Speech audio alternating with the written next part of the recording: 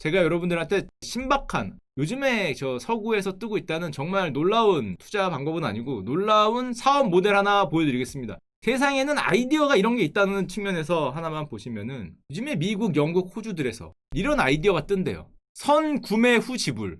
그게 뭐냐? 이게 코로나 시대 뉴노멀이다. Buy now, pay later. 그래서 BNPL이라 그러는데 지금 사고 돈은 나중에 내라는 거죠. 선 구매 후 지불. 이거 할부잖아. 근데 뭐가 다르냐? 요즘에 다르답니다. 뭐가 다르냐? 신용카드를 이용한 할부 결제 이런 거 우리가 신용카드에 가입을 해야 되잖아요. 그리고 우리 신용 등급을 증명을 해야 돼요. 또 소득 같은 것도 증빙해야죠. 내가 어디 속해는 증빙하고 작년도 소득이나 이런 걸 증빙해야 되는데 이런 거 없이 18세 이상 성인이면 앱 하나 받으면 바로 BNPL 지금 사고 나중에 결제하세요. 이렇게 된다는 거예요. 야, 이거 좀 이상한데? 신용 등급 이런 거 없이 할부 이자, 게다가 할부 이자나 수수료도 없다. 물론 연체 이자는 있는데 그래서 밀레니얼 세대한테 폭발적인 인기를 끌고 있다. 이게 약간 사짜 같은데 이게 가능한가? 이게 왜 가능하냐? 그러면은 너 받아서 할부로 하는 게 도대체 어떻게 되냐? 그때 이거랍니다. 이 BNPL이라는 거에 도대체 구성이 뭐냐? 이런 신기한 이 BNPL사한테 주문을 하면은 가맹점한테 돈을 우리가 산 가게가 여기잖아요. 요 가게에 돈을 줘야 되는데 요 BNPL사가 먼저 주는 거거든요. 예를 들면 슈카사가 먼저 주는 거예요. 결제를 요청하면. 그 다음에 우리가 이 여기다가 이제 돈을 할부로 이렇게 갚는 요런 형식이 되는데 그럼 요 가운데 있는 얘네는 원래는 신용카드사잖아요. 원래는 신용카드사가 할부를 이렇게 하는데 신용카드사는 나한테 내 신용도도 물어보고 할부라면 할부 이자도 내고 뭐 그래야 되는데 얘들은 그걸 안 받겠다는 거야. 그럼 얘들은 돈을 어디서 보냐? 거기에 마법이 있는데요. 가맹점에서 높은 수수료를 받는다. 2.5에서 제가 알아보니까 6%까지 있대요. 그러니까 대리점이 내라는 거지. 그러니까 소매점이 내라는 거지. 소매점이 너 그거 사게 해줬잖아. 난 연결해줬으니까 이거 뭐 네가 배달업체야? 왜 가운데서 그러니까 무슨 말인지 알겠어요. 무슨 말인지. 내가 피자를 시켜서 지금 먹었지만 돈은 나중에 낼 테니까 그 피자집이 이 BNPL 업체한테 4% 수수료를 내면은 그걸 모아서 자기들은 돈을 벌고 나중에 이제 내가 갚으면 된다는 거잖아요. 그리고 연체하면 연체 수수료 받으니까 가맹점에서 받는 수수료와 연체 수수료로 할부해서 주는 그 이자를 퉁칠 수 있다. 특이한 수익 구조다. 이거 너무 땅 짚고 헤엄치는 것 같은데. 근데 여러분들도 이렇게 웃지만은 이게 요즘 혁신적인 그 아이디어로 지금 폭발적인 인기를 끌고 있다 그럽니다. 전 세계 가맹점이 뭐 20만 개가 넘고 밀레니얼들이 열광한다. 그럼 도대체 이거를 야 신용카드로 하면 되잖아. 밀레니얼들은 신용카드 발급도 잘 안 되고 신용카드는 할부 이자를 내가 내는데 저 BNPL 서비스를 이용하면 할부 이자를 내가 산 그 집이 내는 거죠 사실상. 무이자 할부 시스템. 이게 얼핏 생각하기에 이거 소액대출하고 굉장히 비슷한데? 그렇게 보면 나한테 돈을 빌려주고 나는 돈을 나중에 갚는 거잖아요. 그 대출이자는 4% 6% 수수료를 받아서 그 가맹점에서 받고 이게 되게 웃기면서 말이 안 되는 것 같지만 호주에서 나름 급성장하는 시스템이다. 조금씩 불안한데요. 이게 예를 들면은 상장업체입니다. 대표적인 BNPL 호주 애프터페이라고 있는데 이게 밀레니얼들한테 먹히면서 25불 하던 게 지금 133불이 갔대요.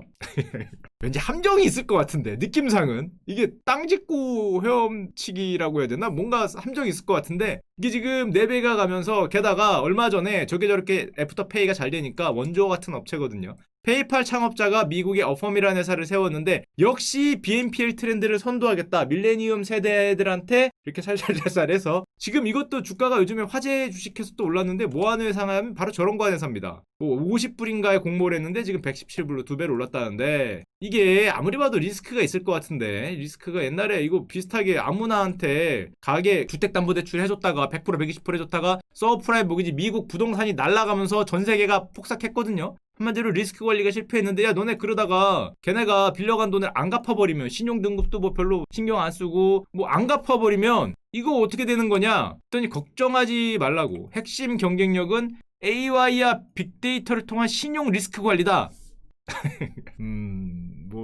그쵸. 뭐 어떻게 잘 되겠죠. 그러니까 너에 대한 처음에 그냥 받아준다며. 처음엔 받았지만은 몇 번 연체라면은 뭐 안 된다든지. 빅데이터. 네가 작년에 보니까 쇼핑몰에서 한 달에 100만 원어치 사더라. 그럼 올해 한 달에 뭐 한 50만 원까지는 BNPL을 해도 되겠다. 예를 들면 뭐 이런 판단을 한다는 거죠. 얘가 사는 동네를 보니까 조금 이따 나오겠지만 요즘은 사는 동네에 따라 뉴욕 퀸즈에 있는지 아니면은 월스트리트 한가운데 있는지 아니면 저기 할렘가에 있는지에 따라서 뭐 이런 하여튼 뭐 이런 AI와 빅데이터를 통해서 네 옆집에 누구 사는지 뭐 이런 것까지 해서 이렇게 해주겠다는 건데 이걸 딱 보니까 형님들은 아시는 사태가 하나 기억이 납니다. 우리가 겪었던 2002년도 그 유명했던 카드 대란 기억나시죠? 카드 사태.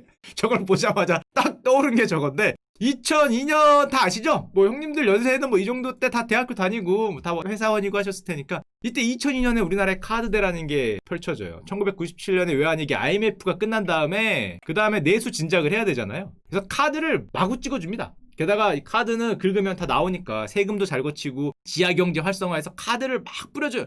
그래서 형님들의 그 머릿속에 있는 바로 그 단어 카드하고 뒤에 뭐가 들어가요? 그럼 형님들은 바로 나오죠. 요즘 분들은 안 나올 수도 있어요. 형님분들은 요 뒤에 보통 깡 바로 나오죠. 제가 치기도 전에 나오잖아요. 형님들의 머릿속에 있는 카드깡이라는 단어가 우리나라를 휩쓸던 때가 바로 요 카드 대란 고사태입니다. 역시 형님들이시네요. 바로바로 나오시네. 자, 그러면 두 번째 문제. 이때 나온 단어 뭐뭐 막기. 자, 뭐뭐가 뭐였죠 옛날에? 이거 이 당시에는 계신 분들 다 아시죠? 옛날에.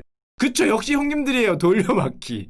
옛날에 이 단어가 2000년대를 강타했습니다. 2000년대 초반에 돌려막기. 요즘도 아직도 있긴 한데 옛날에는 장난 아니었어요. 요즘 돌려막기는 장난이죠. 옛날 돌려막기는 사활을 건 돌려막기예요. 왜 사활을 건 돌려막기냐? 그 당시에 현금 서비스 금리가 연 30%였거든요. 목숨을 걸어야 돼, 목숨을. 잘못 돌려막았다가 내 인생 여기까지를 걸고 돌려막는 거야. 여러분들의 그 삼촌이나 형님들의 그 돌려막기는 요즘하고는 차원이 달랐다. 이게 문제가 심각성이 차원이 달랐기 때문에 그때 당시에 어떤 정책적인 그게 있었냐? 1999년 5월에 신용카드 현금 서비스 한도를 폐지합니다. 야, 지금 봐도 정말 어마무지한 정책이죠. 당시에 내수 활성화를 위해서 현금 서비스 한도를 폐지해요. 한마디로 마음껏 질러봐줘. 영끌을 해봐. 게다가 6월에 많이 쓰면 많이 쓸수록 신용카드 소득공제 지금도 있죠. 소득공제를 열어줘요. 게다가 믿기지 않겠지만 2000년부터 신용카드 영수증에 복권제도도 나와요. 야, 이건 좀 심했다. 마지막은 좀 야, 영수증 복권제도는 뭐냐? 많이 긁은 사람은 복권도 긁어주는 뭐 이런 거를 합니다. 그래서 카드업이 엄청나게 팽창해요. 도대체 얼마나 팽창했냐? 요즘 분들은 상상하기 힘든 형님들, 이 야수의 세 그때는 지금만 달랐어요. 그때는 사회 전체가 장난 아니었기 때문에 뭐 군대도 3년이잖아요. 자, 보시면 신용카드 사용액이 1998년에 63조였습니다. 근데 저렇게 붐업을 한 다음에 2002년에 4년 뒤에 우리 월드컵 할 때 신용카드가 622조로 10%가 아니라 10배가 뛰었어요. 무지막지합니다. 야, 마음대로 질러봐 했더니 정말 마음대로 질렀죠. 야, 좀 적당히 질러야지. 복권 줄게, 뭐 해줄게, 영혼을 끌어봐. 그럴 때 진짜 영혼까지 끌어서 10배를 질렀어요. 역시 우리나라에서는 조금 이런 정책은 조심해야 돼. 진짜 마음껏 질러봐 그러면 진짜 마음껏 지르더라. 말만 그럴 줄 알았더니 형님들이 진짜 마음껏 지르는 거야. 이게 질러도 너무 질렀죠. 어떻게 10배를 질러. 4년 만에 10배예요. 게다가 이게 돈 있는 분만 질렀냐? 아니죠. 요즘 봐요. 요즘 주식 돈 있는 분들만 주식하나? 너도 하고 나도 하지. 중학생도 하더라. 요즘에 중학생도. 요즘에 뭐 당시 대학생들 신용카드 가고 대학교 앞에 가면 신용카드 이 전단 뿌리던 분들이 있었어요. 기억이 나실지 모르겠는데 이거 입학생들 지나가잖아요. 와, 신입생이다 지나가면 앞에서 그 카드 그거 사인 받고 있었어. 이름하고 뭐 아직도 기억나네. 무슨 뭐 옛날에 뭐 CNN 뉴스 모음집 뭐 테이프 몇 개 뭐 이런 거 파시는 분하고 그다음에 뭐 브리테니커 사전 뭐 이런 거 파시는 분하고 그 옆에 카드 모집 뭐 그런 게 있었어요. 카드 모집이 같이 있었기 때문에 갑자기 내가 왜 기억이 나지? 저는 뉴스가 아니라 신문에서 봤습니다. 역사책에서 봤고 형님들은 경험을 했죠. 그래서 아까도 말했지만 카드 깡과 돌려막기가 국민적 단어가 되면서 대중화가 됐습니다. 너도 나도 하는 그 결과 신용 불량자 수가 얼마가 됐냐? 2004년 기준으로 신용 불량자 수가 360만 명을 돌파했는데요. 노인과 청소년 제외 국민 10명 중에 1명이 신불자가 됐어요. 10명 중에 1명이 신용 불량자야. 그렇게 많이 질렀으니까. 게다가 2003년 한 해 동안 신불자가 100만 명이 늘었습니다. 1년에 신불자가 100만이 증가하는 야, 기가 막힙니다. 얼마나 질렀으면. 진짜 마음껏 지르라고 하니까 정말 마음껏 질렀죠. 10년만 이기세면 1000만입니다. 1000만. 서울시가 신불자가 될 수 있는. 그때 당시엔 게다가 아까도 얘기했지만 1년에 30%이기 때문에 목숨 걸고 카드 돌려받고 아직도 옛날 드라마들 같은 거 보면은 가끔 막 카드 자르잖아요. 이러면 안 돼! 막 그러면서 하다가 손을 잡은 다음에 이렇게 카드 자르는 장면이 많이 요즘에 안 나오죠? 이거 이러면 안 돼! 이러면 내 인생 여기까지 하면서 그 카드 자르는 장면이 많이 나오는데 뭐 만약에 정말 이럴 일 없겠죠? 요즘처럼 부동산이나 주식시장이 폭망하면은 뭐 스마트폰을 자르는 뭐 그런 현상이 발생할 수도 있지만은 그래서 그 결과 여러분들이 기억에 남는 게 많이 있을 텐데요. 그때 당시에 가장 히트했던 거 하나 보여드리겠습니다. 아버지는 말하셨지 인생을 즐겨라. 좋습니다. 자, 아버지의 교훈이 담긴 인생을 즐겨라. 저게 나오면서 정말 전 국민이 인생을 즐겼어요. 엄청 즐겼습니다. 한 해 동안 100만 명이 즐겼기 때문에 신불자가 됐으니까. 근데 생각해보면 아빠가 그런 말 할 리가 없잖아. 아빠가 야 공부해라라는 건 하지 아빠가 자식 보고 아들이나 딸 보고 인생을 즐겨라라고 잘 안 할 텐데 저때 당시에는 이미 한 15년 뒤에 오는 욜로를 넘어선 욜로는 뭐 인생 한 번 사니까 즐겨라는데 저 그게 아니라 카드가 있으니까 즐겨라 가로 열고 아버지는 말아줬지 카드로 즐겨라 이런 식이었는데 그래서 그 어떤 일이 벌어지냐 당연히 저렇게 되면 문제가 터지죠. 누가 보더라도 문제가 터지는데 이런 문제가 터지죠. 그 이름도 유명한 카드 사태가 터지는데 카드 업체들이 어느 순간에 보니까 너무 많이 갔죠. 이게 적당히 가야 되는데 이렇게 폭발하니까 어느 순간에 보니까 여기까지가 땅이었죠. 여기는 땅이 없었어. 근데 갈 때까진 몰랐는데 여기서 알았어요. 여기서 LG카드뿐만 아니라 모든 카드 업체들이 여기서 박살이 나는데 얼마나 박살이 났냐. LG카드가 당시 우리나라 카드 1위였습니다. 1위였는데 루머가 돌아요. 금융가에. 야 LG카드가 위험하대더라. 근데 이따가 당시 1위였기 때문에 워낙 건실한 회사였고 상상도 못했는데 갑자기 유동성 확보를 위해서 은행권에 지원 요청을 하면서 그날로 신문에 대서특필이 시작되는데요. 카드사가 위험하다.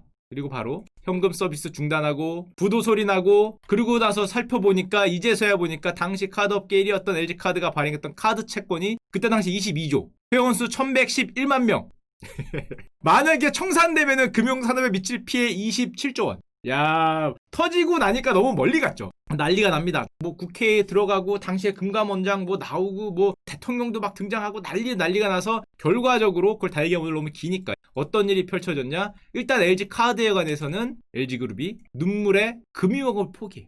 그래서 LG카드가 없죠. LG증권도 없죠. LG가 당시에 다 있었어요. LG투신도 있었어요. 유일하게 금융이 없는 그룹이 되죠. 물론 이제 LS나 뭐 저쪽으로 나와서 딴 데 나온 방계회사들을 갖고 있는데 뭐 금융업이 없었죠. 그게 2003년입니다. 저 살려주는 대신에 이제 금융업을 포기하게 됐고 실사를 들어가니까 자본 잠식이 3조가 떴습니다. LG카드를 매각을 하려고 이제 은행 포함한 채권단이 매각을 하려고 그러는데 아무도 안 샀어요. 매각이 무산됩니다. 입찰이라도 참여자가 없어서 매각 일정이 무산됐다. 여러분들이 만약에 타임머신을 타고 과거로 돌아갈 수 있으면 제가 분명히 말씀드립니다. 사세요. 사야지. 지금 와서 결과를 알고 보면 조금 있다가 저거 조금 더 지원이 들어오거든요. 유동성 지원이 조금 더 들어오면은 사면 됩니다. 풀매수하면 돼요. 아예 과거로 돌아간다면은. 왜냐? 불과 몇 년 안 있어서 저게 팔리거든요. 이게 얼마에 팔리냐면은 7조에 팔려요. 2년 지났는데 7조에 팔리기 때문에 LG카드가 신한지주가 사가죠. 지금 신한카드가 됩니다. 신한카드가 아직도 1위잖아요. 그때 제가 조금만 돈이 있었어도 한 7조 2천억이니까 7조 1997억만 있었어도 제가 샀는데 지금 그 돈이 없어서 못 샀는데 그래서 지금 신한카드가 대박이 났고 지금까지도 1등이죠. LG카드가 당시에 모든 은행들이 갖고 있었기 때문에 나눠 가진 차익만 3조 원 돈잔치를 펼쳤죠. 7조 원에 팔고 3조 원에 남고 아직까지도 신한카드 시장 점유율이 현재 한 21% 정도 되죠. 옛날에 LG카드가 가졌던 그 시장 점유율을 그대로 갖고 왔다고 보면 되니까 선도를 하고 있고 게다가 여기 증권사하고도 연결이 됩니다. 여기까지는 많이 아실 텐데 LG투자증권도 매각이 됩니다. 누가? 우리은행이 갖고 가서 우리투자증권이 돼요. 제 위에 있는 팀장님과 본부장님이 전부 우투 출신이었어요. 우투 출신이어서 너무 잘하는데 우리투자증권이 찬생해서 역시 국내 1위 증권사가 됩니다. 요즘에 우리투자증권 못 들어보셨죠? 우리투자증권이 없어졌습니다. 지금은 NH가 인수했어요. 그래서 NH투자증권이 됐습니다. 지금 NH투자증권 농협이 갖고 왔는데 NH투자증권 가면 이게 옛날에 LG에서 우리에서 NH로 왔구나. 뭐 이렇게 아시면 됩니다. 요 인수할 때 저희 팀장님과 본부장님이 다 제 위로 오셨죠. 그래서 굉장히 잘 알고 있는데 게다가 옛날에 제가 채권 프랍 트레이더 했잖아요. 채권이었기 때문에 그때 당시 카드 채권이 아까 22조였죠. 카드 채권 이게 금리인데 금리가 폭발적으로 오르는데 이게 별로 안 오른 것 같지만은 금리가 2.5%가 오릅니다. 250bp가 금리가 뛰거든요. 이렇게 보면 여러분들이 감이 없으실 것 같아서 조금 쉽게 이해하자면 이렇게 됐어요. 카드채 가격이 여기서 시작해서요. 이때 카드채권 갖고 있는 사람들은 박살 났습니다. 거의 사망했어요. 사망. 어느 날 하고 와보니까 신문에 뜨는 거죠. LG카드 뭐 구제금융 뭐 금융업 포기 이거 본 순간에 내 잔고는 여기서 일로 갔어요. 이때는 채권은 주식하고 달라서 사자도 없어요. 주식도 물론 하한가긴 한데 채권은 사자가 없어. 여기서 걸렸으면 끝났어요. 사자가 없습니다. 내 인생 거기까지인 거죠. 만약에 걸렸으면. 제가 정말 이때 저희 팀장님 통해 쓰는 거는 저희 팀장님이 그때 대리 과장 시절에 팀장님의 팀장님이 자리에 앉자마자 요 카드 사태가 터지기 전에 실화로 들었는데 갑자기 그랬다 그럽니다. 예를 들면은 이 과장이라면 이 과장 지금 포트폴리오에 뭐 있어? 카드채 얼마 있어? 뭐 이 정도 있어요. 했더니 갑자기 그걸 팔라 그랬대요. 그래서 지금 저희 팀장님이 그거 왜 파냐고 금리도 좋고 나쁘지 않은데 안 팔래요 그랬더니 그걸 뺏어갖고 전화 걸면서 강제로 다 팔았는데 그게 여기였다라는 믿기지 못할 무용담을 제가 많이 들었는데 어디 가나 무용담은 있습니다. 그래서 살았다. 뭐 이런 걸 들었는데 그 정도 짐승적인 감은 좀 있어야 어떻게 했지? 정보가 있었나? 하여튼 그렇게 됐고 이게 LG 카드 사태인데 그때 국민카드, 외환카드, 우리카드도 있었어요. 전부 은행들이 막아줘요. 대주주가. 외환카드는 외환은행에 갖고 가고 우리카드도 우리은행, 국민카드도 KB도 KB가 보시면은 모은행과 합병하면서 은행은 돈이 많으니까 은행은 규모가 크고 기반이 탄탄하니까 손실을 흡수한 거죠. 그래서 전부 은행하고 합병을 해서 유일하게 합병을 안 하고 살아남은 거 한 군데 있습니다. 삼성카드가 살았어. 삼성카드는 왜 살았냐? 대주주가 삼성전자와 삼성생명이었어요. 그리고 사실상 은행이죠. 사실상 은행이 대주주였기 때문에 당연히 안 망하고 돈으로 메운 거죠. 아, 알겠어. 무슨 금융업 포기? 아, 됐어. 내가 할게. 그리고 내 돈 내고 메워서 내 돈 내 살 했죠. 내 돈 내서 내가 살아서 그래서 지금까지 증시에 상장되어 있는 유일한 카드사가 삼성카드입니다. 지금 가서 보시면은 HTS에 카드 치면은 삼성카드밖에 안 떠요. 나머지는 이때 다 후루룩 해서 다 들어갔고 저거의 나비 효과로 국민카드나 KB은행이나 우리은행은 비교적 크잖아요. 덩치도 크고 물론 IMF 영향이 있었지만 그래도 또 닷컴 버블도 터지고 이래도 버텼는데 버티지 못한 데가 하나 있었어요. 이걸 들어갔다가 외환카드가 못 버텨요. 외환은행이 가뜩이나 힘들었는데 저 외환카드를 흡수하니까 못 버티죠. 그래서 어떻게 돼요? 그 유명한 외환은행이 론스타에 팔려요.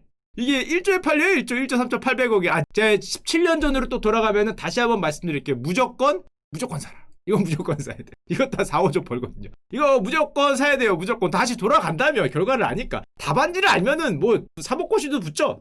물론 그때 외환은행이 그때 당시에 론스타가 저 외환카드 싸게 합병하려고 주가 조작 사건 이런 거 펼쳐요. 주가 조작인지 아닌지 모르겠지만 법원까지 가요. 왜냐하면 경영 상태가 부실하다 막 이런 루머를 퍼뜨리거든요. 퍼뜨렸대. 그래서 이 외환카드 가격이 주가가 떨어져서 이거 주가 조작 아니냐 이게 더 대법원까지 가면서 설왕설래가 되고 결국에는 나비 효과의 결과 헐값에 산 외환은행이 나중에 되팔아서 론스타가 아직까지 욕먹고 있죠. 아직까지 한국 정부하고 지금 투자 뭐 국가 소송 이거 아직도 하고 있어요. 2020년 현재도 하고 있는데 4조 6천억 먹고 지금까지 회자되고 있고 저 결과 야 외환은행을 저렇게 사모펀드가 먹어서 4조에서 5조를 벌었더라. 그 다음부터 옛날에 말씀드렸던 대한민국 사모펀드의 전성시대가 시작됩니다. 저기에가 꿀이 있구나. 꿀빨러 가자에서 엘도라도를 찾은 전성시대가 쫙 펼쳐지죠. 이때 이거를 펼쳐지죠. 쟤네가 이렇게 해먹는 걸 보고 수업료 좀 내보니까 저게 장난이 아니구나 라는 걸 깨닫고 PEF 사모펀드들의 전성시대가 펼쳐져서 그래서 제 동료 옛날 학교 다닐 때 알던 친구 형들이 굉장히 많이 들어가 있더라고요. 그래서 그 형들의 그 취업은 옛날에 카드 사태가 가져온 거다. 카드를 감사해야 될지 모르겠지만 대한민국의 사모펀드의 강자가 됩니다. 아시아에서 최고 강자죠. 일본보다 더 세다고 할 수 있을걸? 아시아에서는 이 사모펀드 관련해서는 거의 홍콩과 빠까빠까 할 정도로 엄청난 강자로 떠오르게 됐습니다.